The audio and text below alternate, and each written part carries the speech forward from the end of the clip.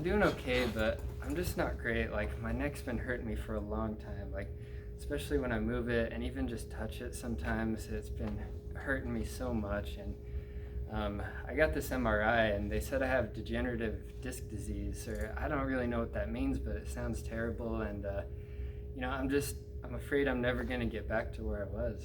Okay.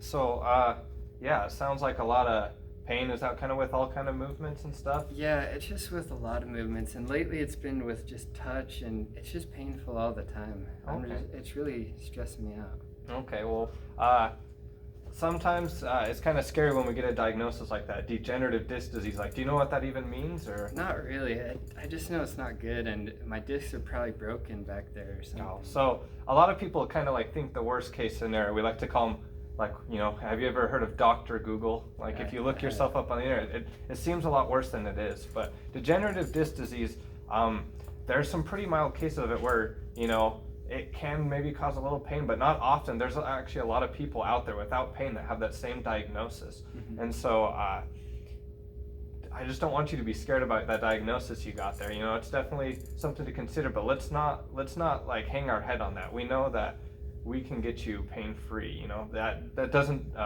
limit you to a life of pain. Okay. Like, does that sound good to you? Yeah, that makes me feel quite a bit better, actually. Okay, perfect. And so maybe since your pain's been getting a little more sensitive and stuff lately, I wanted to talk to you a little bit about pain. Do you know why we have pain?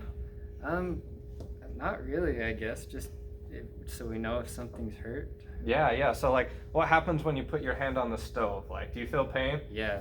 Yeah. So when you put your hand on that stove, the heat on your fingers, it sends a signal down your arm and up to your brain, or if you did it on your foot.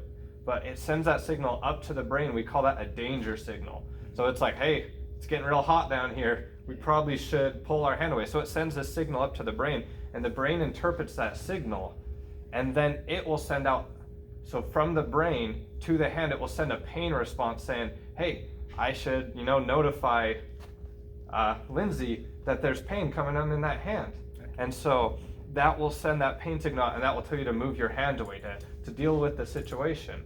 So what can happen, though, is we can get something called central sensitization or hypersensitivity, where when we, certain things that aren't meant to cause pain can cause pain, and that can be due to factors like the environment, the situation we're in and stuff like that. So, like, I like to think of it kind of like as a security system for a house, So if you're at home alone and, like, the alarm system goes off and there's a burglar there, you'd be really thankful, right? That alarm system's going off and it's like, oh, there's a burglar there. Like, I'm glad that alarm went off, scared him away. But what were to happen if a bee were to land on the window and then that alarm system goes off? Do you really need an alarm for a bee? No.